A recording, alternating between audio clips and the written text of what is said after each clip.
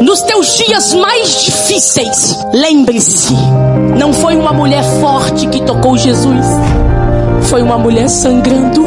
Ela não chegou inteira, ela chegou decidida. Ela não veio com força, veio com fé. E bastou um toque para o impossível se render. O céu não responde aparência, ele responde quebrantamento.